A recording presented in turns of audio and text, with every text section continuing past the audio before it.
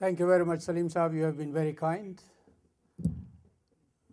Senator Greville, Dr. Agha Saeed, Dr. Ashraf Tur, ladies and gentlemen, it's a real honor for me to have been invited to deliver the keynote address at this meeting, which has been assembled to pay tribute to a man of letters, to a humanist, to an educationist, a person of various dimensions, a truly eclectic man, a man who was polyglot, and a man who was, above all, a great humanist.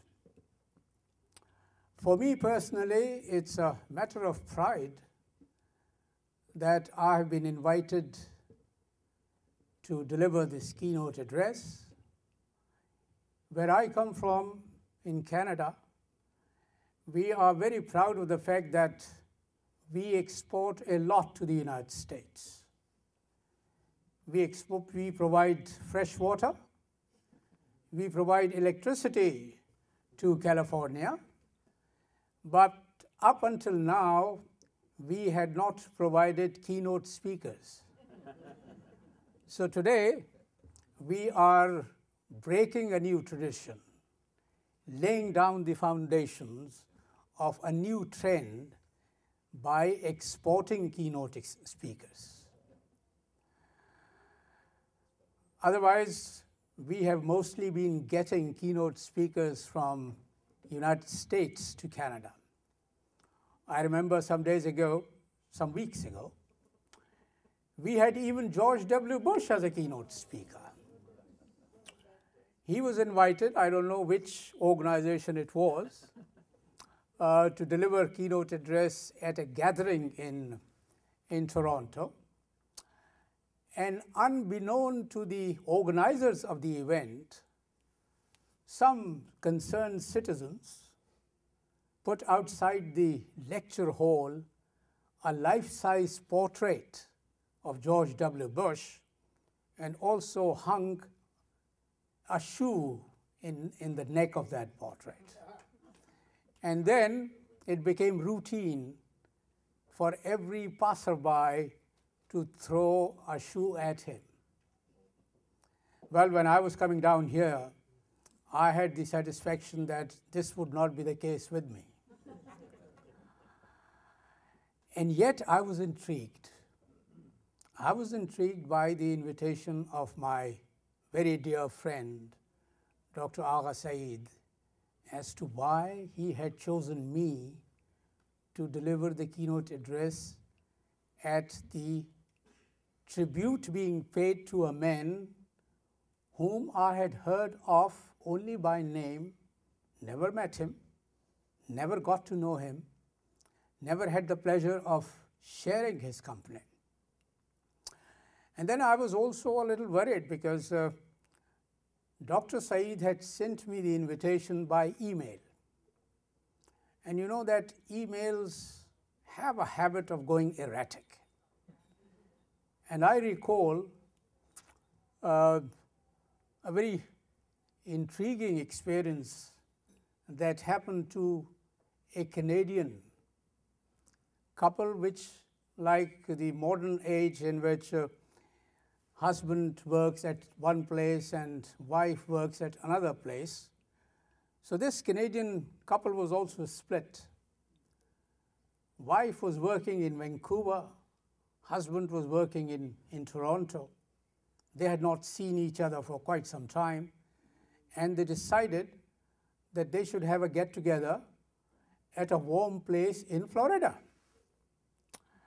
So they booked a hotel, and the husband, because he was anxious to meet his wife, he decided to go to Miami a day ahead of the wife. He reached there, he checked into the hotel, and then he decided, after unpacking, to send an email to his wife.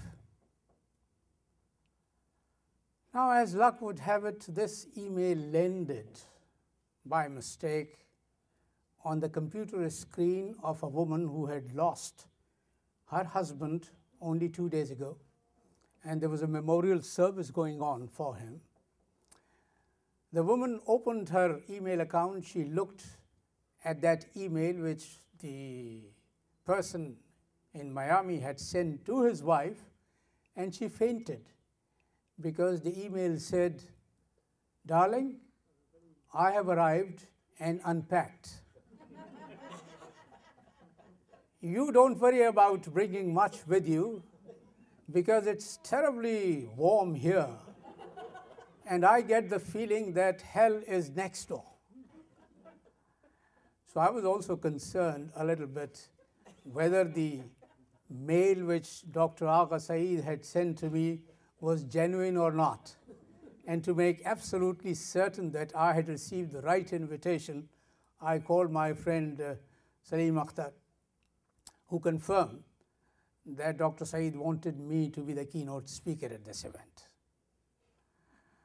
I know that up until now, all these speakers have been restrained because they had been given a time limit.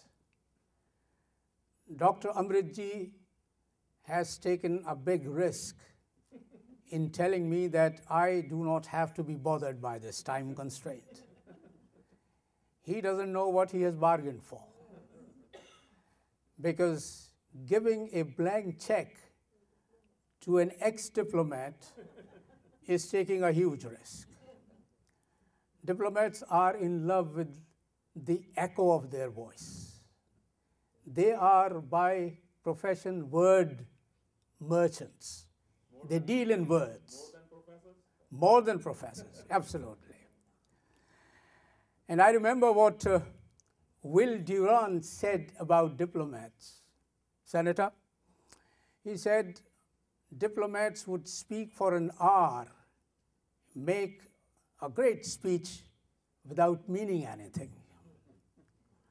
Here was the famous American poet Robert Frost, who said, a diplomat is a person who remembers the birthday of every woman he knows, but never her age.